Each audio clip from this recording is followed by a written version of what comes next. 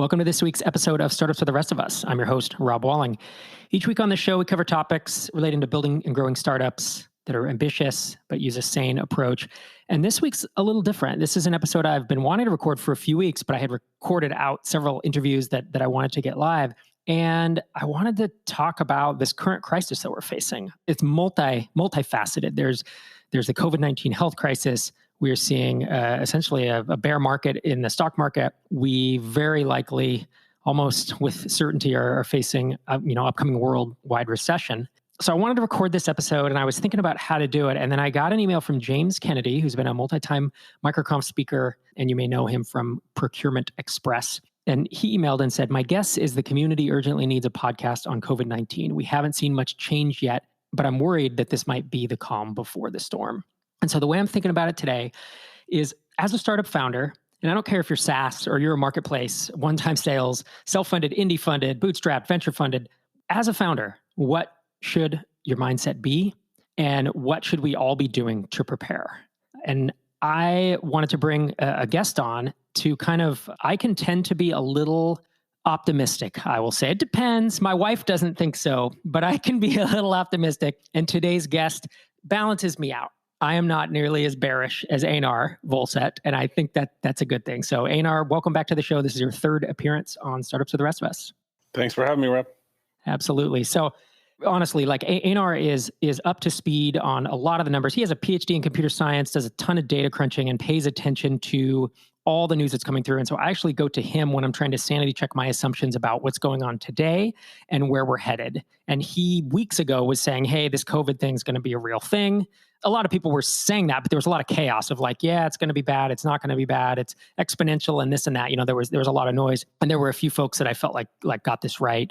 And Einar was on top of that stuff. So I guess to start with, there's a lot to cover today. It's very likely going to be a longer than normal episode, but this is a case where I just don't feel like we should skip over things to try to make it a shorter episode, because it's so important. And I think everyone needs to be thinking about this in some form or fashion. So I think to start off with, we're going to talk a little bit about recessions, bear markets, where we're at with that. And then I had 6 points that I wanted to walk through, 6 things that I think will be helpful for thoughtful founders to, both for themselves, but also for their companies, to think about some actions that I think they need to be willing to take. And the good news is Einar and I may disagree on things, because it's not clear cut. No one knows what next week, next month, and next year looks like, but we all have kind of our own reads on the situation. And I think it's going to be interesting and hopefully enlightening for all of us to kind of bat these things around. I think to start, Einar, I don't see any reality where we don't slip into a recession, at least in the US and probably most of the developed world. Right now, the world economy is effectively contracting dramatically. Are you on the same boat with that? Oh, yeah, 100%. I think that's pretty much the consensus view now. The question is just, what kind of a recession are we going to have? Like, is it going to be a long one or a short one? And how bad is it going to be? The stuff that I've been seeing from, we're recording this on, what day is today? Wednesday? Thursday? And, the unemployment numbers are due to come out on Friday, which normally are in the sort of, for the US, and they certainly are usually around 200,000. And I've seen estimates anywhere from 1.5 million to 6 million people unemployed. So almost no matter what happens, that's sort of it's going to cause a recession. The question is just, how long is it going to be and how bad is it going to be? And genuinely, I think that's most to do with how bad the virus becomes. Like, are we able to respond to it properly? Are we able to get antivirals in place? Are we able to do surge capacity in hospitals? Like, how soon can we get back to quote unquote normal? I think that's the determining factor, because from where I'm sitting, it seems to me like, at least in the US, both the fiscal and the stimulus response, so this would be both what the Fed has done in terms of unlimited quantitative easing, printing money basically to keep the markets going, and these stimulus bills that have been coming through Congress, and I think the third one is about to be signed today. From my perspective, that's it. They're pretty much out of bullets at that point. And then it just becomes a matter of, can we get this corona thing under control? Can we mitigate some of the worst outcomes? And I think that'll determine how bad it'll be. Yeah, and I think, folks who remember the 2008, 2009, the Great Recession, that felt terrible at the time. It was different because it wasn't directly threatening lives the way this is, but I at one point thought that the modern world was going to completely collapse. And I think other folks did too. And if you go back and watch The Big Short, which I watched 2 weeks ago with my 13-year-old son, for him for the first time, me for like the 15th time. I love that movie. It does a decent job of portraying how panicked people were about it. And this feels fucking terrible now, but it felt really bad then too. And I'm not even trying to compare the two of them, but it does bring me, like, I've lived personally through 5 recessions that I can remember since the 80s. It's because you're old, Rob. It is because I'm old. And you know, these recessions are things that you can, like, we're going to get through it. You know, it feels terrible right now, but like things will get better and we will make it through this, even though this is terrible. And that's the thing, like COVID is, it's very serious and it's very tragic, you know, and it's going to continue to be a tragic story anytime people's health and lives are on the line. At the same time, I feel like we have a responsibility as entrepreneurs, as founders, as human beings, to think about how to keep our companies afloat, right? To think about how to take care of ourselves, our families, you know, our employees, our communities, both health-wise and financially. And that's why we're recording this today, is like, let's take this. It's a serious thing, but let's not panic. Let's think ahead. Let's have some cash reserves, which we'll talk about a little later. And frankly, start thinking about, you know, if you need to make cuts early. So just 2 things I wanted to say before we kind of get into some nitty gritty is, you hear a lot of talk about recessions and bear markets. And those 2 things are not necessarily the same, though they often correlate. So since the Great Depression in 1929, there have been a bunch of recessions, and most of them, almost all of them, have been between 6 months and 18 months long, right? So they're not, like, the Great Recession felt like an eternity because the recovery took long, but it was, a recession is defined as GDP shrinking by a certain, how is it defined? Recession is, or is there, bear market is stock market going down 20% since peak, and recession is contraction of the GDP for 2 quarters in a row. Consecutive quarters, right? And so that's what we're going to see. That won't officially be declared for 5 months or 6 months, but we already know that that's coming, right? So the recession is economic. A bear market is what you said. It's stock market, right? It's when it drops 20% from a peak. And there have been 16 bear markets since 1926, and they last an average of 22 months, but that is 22 months total. It starts to recover somewhere in there. So it's like that 10 to 12 month time frame where if it really does become a true bear market, 22 months to make it back, you know, back up and really start working. The interesting thing is, in the year after the trough of every bear market since 1929, the S&P has gained an average of 47%. That's according to Fidelity Investments. So all that to say is, don't confuse these 2 things, recessions and bear markets. I do think that it's important to know, because you hear it in the news all day about, oh my gosh, we're entering this and that. But like, having just a sane look at what this stuff is, I think is important. And given that the massive stimulus package that are rolling out, like you're talking about, this feels reminiscent of 2008, 2009, when those packages, while it still got bad, they did soften the blow quite a bit. Oh, they definitely did. I mean, I think the whatever you think about the crony capitalism, whatever, the fact of the matter is they had to do what they had to do. That's pretty much what saved the world economy. And just to give context for people here, like, we're talking like today, and I'm expecting the 3rd relief bill to go through Congress today, and it's going to be $2 trillion, which is a fair amount of cash. And it's actually double the amount that they spent on the 2008 bailout package. So that tells you how serious they're taking it. Yeah, I hadn't realized that. So, you know, one question that you know, again, James Kennedy was the original kind of prompt for this, and he and I went back and forth via email, because I was saying, hey, what would you like to see? What are you hearing? And I'm going to quote him a few times during this episode, just because I had things in my head that I wanted to put in this episode, but I felt like it was helpful to hear from him. And so one thing he said is, how did SaaS do in 2008 when the Great Recession hit? And I have a couple thoughts on this, and then I want to, you know, pass it over to you to see if you have any other thoughts. The first thing is, SaaS was barely a thing in 2008.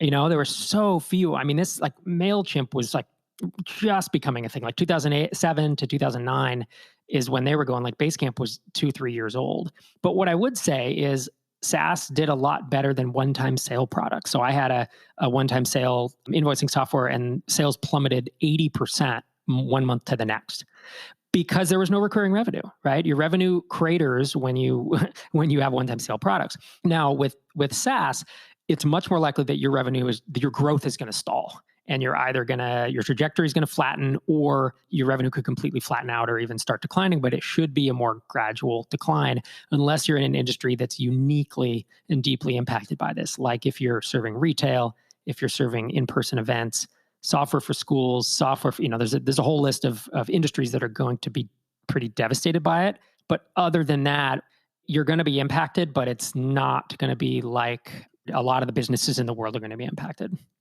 I think that's true, yeah. And like I saw that note come through and I was like, 2008. I don't, like I said, I didn't really have any context for SaaS in 2008.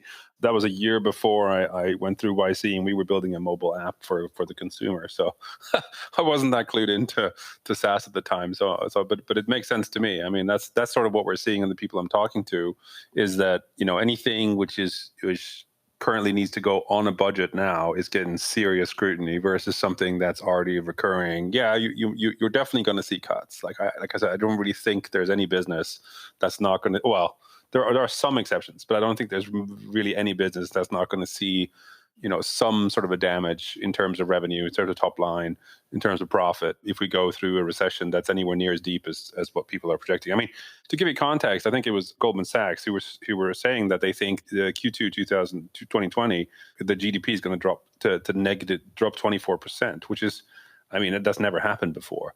And so, I think it just makes sense that people are going to look very hard at pretty much their entire credit card bill. What are their accounts payable? And they're going to be cutting across the board just as a sort of a defensive crouch. And I think that's inevitable. Yeah. And in the Great Recession, the GDP, at least in the US, fell 4.3% from its peak. What's interesting is it's not apples to apples because it's just such a different thing. What this COVID thing is an unnatural brake lever, I think of it, like brakes on a car, unlike anything we've ever seen. It truly is unprecedented. And so we don't know if it slows down super suddenly, what is the impact of that? There have been no experiments like this. So yeah, I think it's clearly unprecedented. And if you just look at just what the stock market's doing, it's never fallen this fast, this quickly. Even 1929 didn't go down this quickly. Same thing with 2008, didn't happen that quickly. Now, that could mean one or two things, like we're in for a much worse time, but it could equally well mean, it went down so quick, it's going to bounce back up. I mean, yesterday, the Dow was up, I think, 11% or something completely bananas. So it really is uncharted territory in terms of what we're dealing with because it's global. You can't even say like, oh, I'm going to focus on a different market or, there's hardly any markets left that aren't going to be impacted by this. Right. I think we need to not panic, right? We need to keep clear heads and we need to plan, realizing things could get worse. We don't know how worse, but it's keeping a level head. And that's my first point. I have 6 points that I want to cover today. Actually, it looks like I misnumbered them. I actually have 7 points I want to cover today. The first is don't panic, is that clear heads will prevail. James Kennedy asked me, how do you manage mental health at a time like this? And frankly, I have been talking a lot and listening to my wife, Sherry Walling. She has more requests for webinars and podcast interviews in the last 2 weeks than in the past 2 months combined. And she has been thinking about and talking about how to keep people from being consumed by their anxiety and stress for decades, right? She was a trauma psychologist. She became, in essence, a founder and CEO. Coach is not the right word, but an advisor, and follow her for a couple months. And I'm not saying I get nothing out of this, but she is just an even-keeled mind and a trained mind who... She talks you off the cliff a fair amount of time, so... Exactly. So she puts out a podcast every Friday. It's called ZenFounder. She's ZenFounder on Twitter. And she and I just did something a couple days ago, MicroConf on air, last Thursday, where we talked about this exact question for about 30 minutes. And I just peppered her with questions, and we got a bunch of questions from Slack too. And she was just giving strategies about what it's like to be at home with the family or without the family, how things are different, why we're stressed, how to give yourself some leeway, how to feel better about it. So she will do a much better job than Einar and I will to calm you down. Amen. Point number 2 is no business is recession proof, right? It depends on the cause and the unique complexities of the recession. So one piece of information I have, don't ask me how I got it, but there's a major podcast app that its usage is down 25%. And I was thinking, well, isn't all the remote stuff going to explode? But the person said, I think it's down 25% because people are not commuting to work. they're just not opening the app because they're not in their car. And it never occurred to me that that would be a thing. I think we've seen, obviously, we keep hearing about how Zoom and their competitors are going to be doing well, remote pair programming tools, right? Like Tuple and their competitors, people dealing with podcasting, recording podcasting, video live streaming, et cetera. And if you're in that boat, like consider yourself lucky. You didn't do it on purpose. Like COVID is not your thing. Like don't feel guilty. I think I talked to a founder who said, I actually feel guilty that my business is growing during this time. It's like, don't feel guilty. Like take it as a blessing. And I would say, use that to take care of your family and your team and hopefully help others during this time. You have thoughts on this about the recession proof and about, certain things getting hit harder versus easier? No, I mean, I think, like I said just previously, I fundamentally think there are some things that'll do well, but I think that's in the minority. I think pretty much everything is going to see a hit across the board. That's sort of almost a definition of a recession, right? People are spending less money because whether it's because directly related to the virus risk or just the sort of fear and uncertainty. Because like I think one of the main things that people are struggling with right now is like, there are credible people that says that actually this is completely overblown and it's nowhere near as bad. And there are also equally credible people who said that this is just the start, it's going to get much worse. And sort of that sort of aperture of uncertainty is really damaging to businesses and to people's willingness to spend money and invest in new stuff. And even though most likely it won't be either of those extremes, and hopefully certainly not on the downside, I think just that uncertainty is likely to sort of stop people reconsider, downgrading, spending less money overall. And I think that's going to impact very broadly. A lot of the stuff that we're talking about today, we've been thinking a lot about this because we have companies that we funded. Like we have companies in our portfolio. And frankly, I have tons of friends and, all the stuff in the SaaS space and have been having a lot of conversations. But you and I sent a letter to our portfolio companies, and a lot of it was, this kind of stuff, like don't panic, be prepared for a downturn. And like this number 3 point, I think I took directly from there. It's like be cautious and be prepared to make some cuts earlier rather than later. Now, I'm curious to hear your thoughts on this because, James Kennedy said he had heard some folks talking and people were giving advice and stuff, I assume in like Slack channels and stuff. And he heard someone say, cut 20% of your overhead now and plan for a further 20% if it gets to that point. Know where the savings are going to come from before you need to make them. What are your thoughts on that? I have two thoughts. I think, first of all, I think it's very important, particularly for a U.S. company, it's very important to understand what's in this relief bill that's going to get passed, because there's some specific provisions there that relate to payroll. And I think it's likely to be, and I haven't read the text yet, but I think it's likely to be something like, if you have people on payroll before March 1st, and you have the same amount of people on payroll after, say, April 15th, then the government's basically going to give you either a grant or a loan, potentially with forgiveness options, if you don't fire those people. So that's sort of an unprecedented situation, although that's what's been happening in some of the other countries, like France and the UK. Effectively, the government has said, like, don't fire anybody. We'll get through this. We'll pay their salaries for 80% of their salaries for however long. And that's effectively what this relief bill tries to do. So that's the one caveat I would come with up front. Like, even if you let people go right now, as long as you put them back on payroll by April 15th, you might still get this benefit. And that, is probably something worth making sure you don't screw yourself, and cut in a way that essentially the government will pay to keep your payroll the same. So that's one thing. But my other point is, putting that aside, and that's not going to fit every business and not everyone's in the US and all this stuff, cutting 20% and then plan for a further 20%, like, my one objection there is, like, particularly if we're talking about cutting people, then I think it can be extremely demoralizing to a company and to a company culture if, like, there's sort of a death by 1,000 cuts. I feel like certainly in prior recessions, 2008, 2000, 2001, I think the companies that did the best are the ones that, did a deep cut early, but then didn't have to do anymore, versus let's cut a little bit here and a little bit there, and then essentially just quickly see the sort of morale erode. And I think that's my one concern with the cut a bit here, and that, like, 20% doesn't sound like a bit, but like a deep cut. I was just talking to someone the other day, and like, they remember in 2008, they basically cut 70% of their staff, like, overnight in the first cut. And it seemed everyone was like saying, what are you doing? You're crazy. You're overreacting. But that turned out to be the right approach, because they never had to cut again. They got the profitable. They started growing again.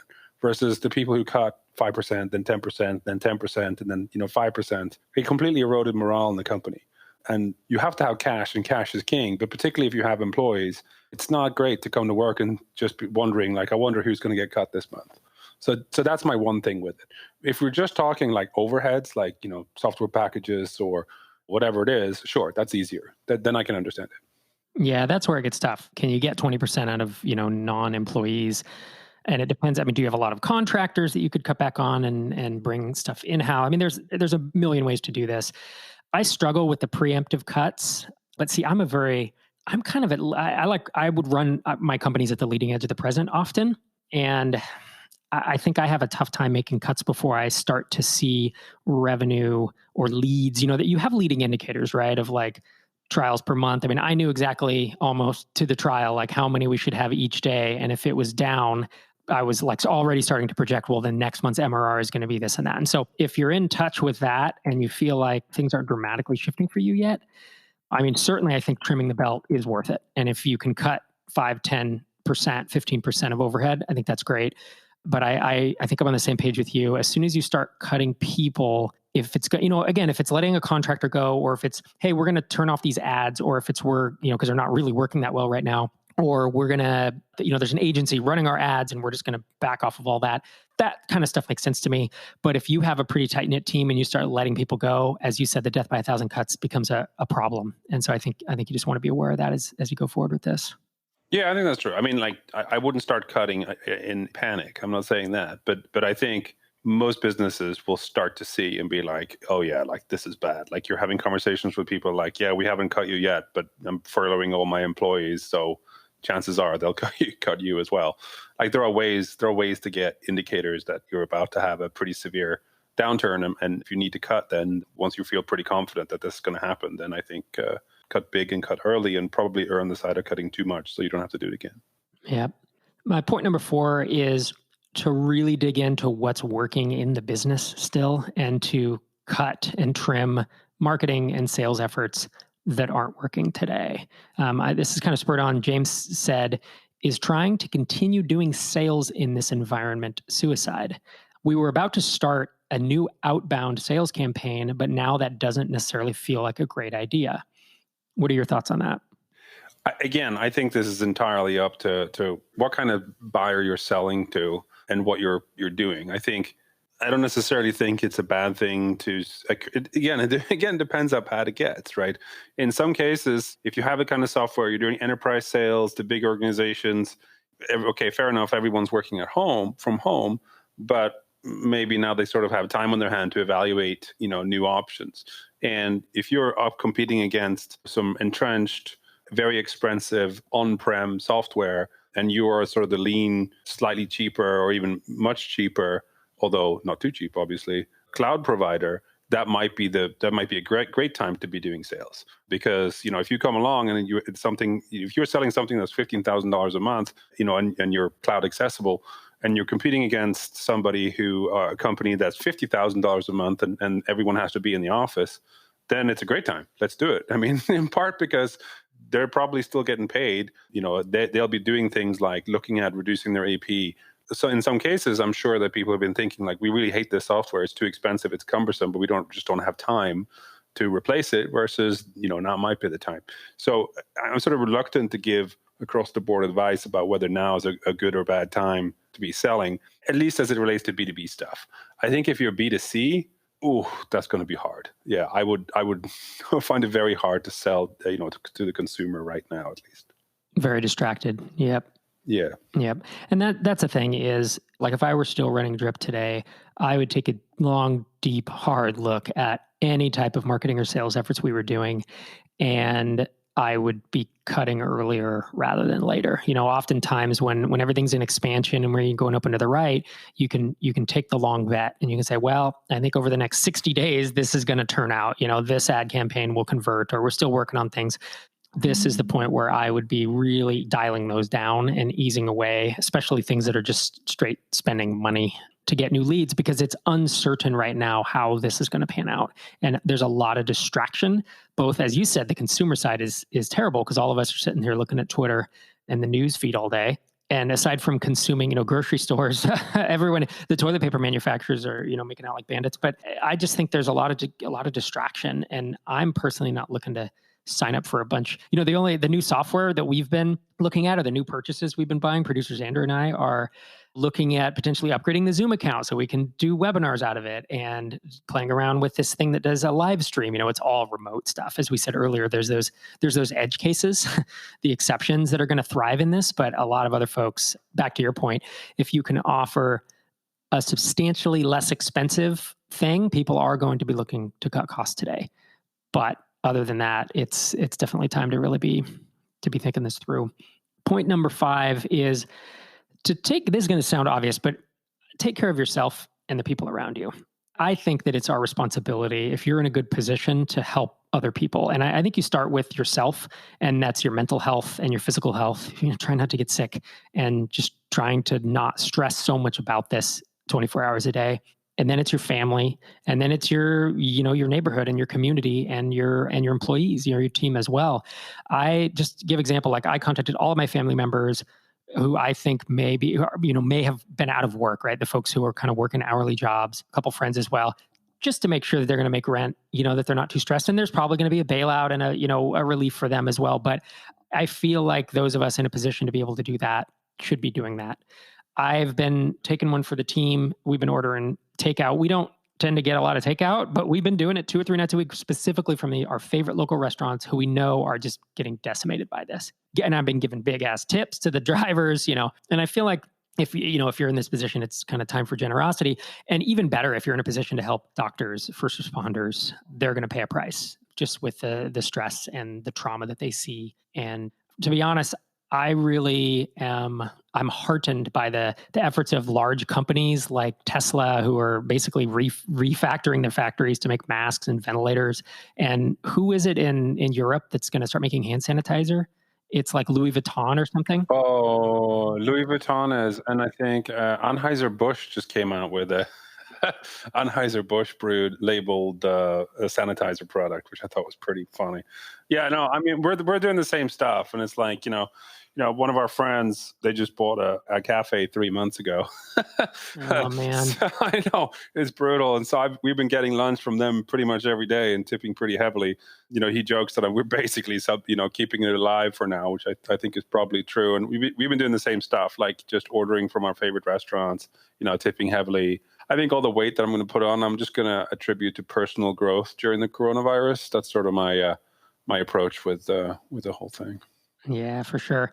And if you're not in that position and your business is completely crashing around you, obviously this is not a responsibility for everyone. It's a responsibility for folks who I think have the means to do it and are in that position. And I think there's another thing. It's even certainly your team members are going to need it, but like your customers too, right? You may have customers who come, and if you know your customers well, you're going to know the ones who are maybe trying to pull a fast one on you, and you're going to know the customers who come and say, "Look, I can't afford it right now. My business is cratering," and can you work with them to keep their data around? Can you, whether you comp them or you give them a big discount or you give them here's $10 a month just to keep your data. Like, this is the time to kind of be understanding and to help one another out, because we're going to need that kind of coming together. And on that note, like, I think a lot about team members, your employees. It's like some people I've talked to are really, really stressed about COVID. I'm not. I'm normally a very anxious and stressed person, but for some reason, I'm just in a good position, and for whatever reasons, I'm not freaking out about it. But I talk to folks who I respect and like, and and I know, and they're extremely, extremely stressed about it. And just different people react differently. It's the bottom line. And so, really be aware of that as you're talking to your teammates, your team members. Yeah, I mean, I think people handle this thing, I think, differently. I'm not super stressed either, despite what you might see me screaming on Twitter. I think actually, I was just occurred to me the other day. It's like, this would be a very different scenario if the sort of the hazard curve was more similar to a typical virus. If children were equally at risk as seniors, then I think I think it's a blessing that we're not in that boat, because then I think you would see mass exodus out of the cities by now. But yeah, no, people definitely handle it differently for sure. I've noticed that both in my professional and my personal life. Yeah. And I mean, some people are just straight stressed by COVID. Some people are, most of us have our kids at home all day right now while we're trying to get some work done. Some people aren't used to working from home at all. Frankly, everyone needs a break right now, including you as a founder. Like, give yourself the leeway to not, you don't have to be 40 or 50 hours a week productive right now. Give yourself the leeway to be 10 hours a week productive.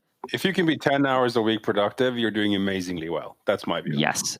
Because of the, not only the physical distraction, but it's the mental distraction, the ongoing burden, the stress level. I mean, Sherry keeps talking about this, about how every, she has a lot of clients and everyone she talks to is just at a level of 8 out of 10 constantly. And I think a lot of us are. And so it's like, give yourself, it's not the luxury, but it's like permission. Yeah, the permission. That's the word. Like, give yourself permission, you and your family permission to do it. And so, yeah, this morning I was down with the kids for an hour and a half as they were on their laptops. I was doing some work in the background and they were interrupting me constantly, which I always hate because I'm a super focused person when I work. But I was just giving myself and the kids permission to not be stressed while we're at home. It's easier said than done, but I think it's something that we need to realize is we can't be as productive as we were, and we aren't going to under these circumstances. And so it's kind of like every night when I go to bed, I am seriously thankful of like that I don't work in a restaurant or a factory or own a retail store, and that I can work from home. Like, we are, a lot of us in better situations than everyone else. And I'm thankful for that. My brother owned a fish and chips restaurant until about a year ago. Oh, he and I were just talking about, he sold it a year ago. And Good Friday is like one of the biggest days of the year for them. And they're basically, it could be worse, like, is what I keep saying to all of us. And I tell the kids that, and Sherry and I talk about that. And it doesn't necessarily make it easier, magically make it go away, but it puts it into perspective, which I think is something we need right now, is to just keep things in, perspective. Yeah, I think it's fair. The point number 6 I wanted to make is, at times like these, in terms of your business, cash is going to be king, right? So like right now, having some cash in the bank and having that cushion is going to be super important, both to make payroll, to keep the business afloat for any emergencies. The more cash you have, honestly, the better off you're going to be. And as we exit this, because, as I said, like, it feels terrible now, but like, we'll get through it. Things will get better. There will be opportunities as we exit the recession, in the stock market. Like, I think of all the companies that came out of the last couple of recessions, like MailChimp was like 2007 to 2009 when it really started taking off. Twitter came out of it. I think Blogger came out of, or Blogger came out of the 2001. Google, I believe, was kind of 99, 2000, 2001. Like, they all went up and then kind of lived through it. I even think of like our friend Ruben, with Bidsketch, like he started that in 2008, 2009, like right in the midst of this. But recoveries bring opportunity. And while it's hard to think about that right now, we will get there. And there will be opportunities in the stock market. And I think a lot of us are watching that. I certainly am. I have a little bit of dry powder on the side, but there will be opportunities in SaaS, whether it's acquiring a company or just markets that are going to reopen and go quickly. And if you're set up to take advantage of that and in a decent position to do it, and you've weathered this storm, that's where the real growth happens, is on the recovery. My dad worked in construction for 42 years, and my brother still, he's a project manager. And when recessions happen like this, a bunch of construction firms go out of business because they just don't manage their finances very well in general. And they go out of business, and the ones who hang on and make it back always have amazing, amazing big years when things are growing. Yeah, I think that's true. I think a little bit of cash in the bank is super helpful. And I think this is probably your point 7, like, we're going to get through this. I think there's a lot of doom and gloom right now, but, realistically, it's not like we're going to be in lockdown for 18 months to 2 years. Like, that just won't happen. Like, there are too many things that are likely to work out in one way, shape, or form. That means that it won't be as bad as sort of the worst doom mongers out there are currently claiming. Yeah. And I think, one question James Kennedy had asked me when he emailed us, he said, when should you sit on cash and when should you go hunting for opportunities? That's a great question. And it's a similar question to like, when do you think you can time the bottom of the market? In the stock market, and my view is like, no, like, I was watching the stock market jump up 10% yesterday, and I was like, I could feel the greed. I was like, God, I want to be in this market right now. But then I was like, yeah, but I don't like it. It comes back to like, cash is king. I was like, okay, but if I lose out on a little bit of a gain on the stock market, how upset am I going to be by that? Versus like, if it continues down and I lose, a 6 months cash cushion for me and my family, that's much worse. And so I tend to be slightly conservative when it comes to deploying capital back into the markets. And I think you do too. And certainly I think a lot of businesses right now are just, they're just sort of like, yeah, we're fine. We'll wait and see how bad it goes. So do I think right now there is an awful lot of, amazing opportunities to buy businesses? No, I don't think so. I think typically they come later in the cycle, to be honest with you. There's a venture capitalist in the Midwest who I was talking with, and he was saying, yeah, the conversations he's having are the founders who started raising a few months ago who don't have commits, they have a valuation in mind. And that is no longer the fact. Like the valuations are, in essence, they have already come down from the investor side, but the founders haven't realized it yet, is what he said. And that, I think, is what's happening here, right? There aren't amazing, if you go out and try to buy a business today, people will still hang on to the valuation they had in mind for their business 3 weeks ago. But if we get 3-6 months into this, depending on how, again, how everything shakes out, there will be more opportunities long term. And this is all assuming this is aside from COVID. This is purely the economic and the stock market aspects of it. I think how I think about it is, when should you go hunting for opportunities? Not yet. Not anywhere close. Like I'm going to be sitting on cash for quite some time. I don't tend to try to time the bottom of the stock market. I wait until I never make the bottom. I wait until it's, I get it after it's kind of bounced and coming back up, and I see the economic signs change. There's a bunch of leading economic indicators, much like in a SaaS app. When I look at unique visitors, I look at my trials, I look at trial to conversion. There's all these things that are ahead of MRR. There are leading indicators for all these things too. And before the recession is quote unquote over, before it's declared over, there will be some leading indicators. And those are the types of things I think you can look at. So I don't know if there's an easy answer to go hunting, but I certainly think that there are always opportunities coming out of, economic downturns like this, even though, it's unfortunate, but it's, it is cyclical, and that's how economies work. Last point 7, is just reminding you, we are going to make it through this. It feels terrible right now. And it is terrible. The health crisis is just, it's not something that any of us could even imagine, I think, but things will get better. We will figure this out. And while it's serious and tragic, we need to keep a level head, and we need to kind of keep pushing things forward to take care of ourselves, ourselves, our families, our communities. And it comes back to staying mentally healthy and not stressing so much about it, not thinking about it all the time. With little new information or no real new information, it doesn't help to just think about something all the time. Worry doesn't solve anything. That's something that Sherry and other psychologists have kind of drilled into me over the years. It's worry with no new information, just there's no value to it. So anyways, I hope as a listener, you got some value out of this, and just hearing a couple people kind of think through how we're thinking about it. And hopefully you took away a piece of advice or two that helps you feel better as we look ahead. Yeah, I agree. And like I said, I think I've been watching this probably for longer than most people in terms of the COVID thing themselves. And I think in general, things just will get better. There's just no way that this thing is, it has a death rate of 5%, and 100% of people will get it, and there's nothing we can do, and we just got to lock up in our houses for 18 months. That's just not how these things work out. And so I'm not any virologist, and we're already seeing trends that suggest that, this is bad, certainly, but it's not world, civilization ending. And so spending all your time on Twitter and is not necessarily all that helpful. Yeah, so we hope you stay healthy, and thanks so much for joining us this week on the show. We will see you next week.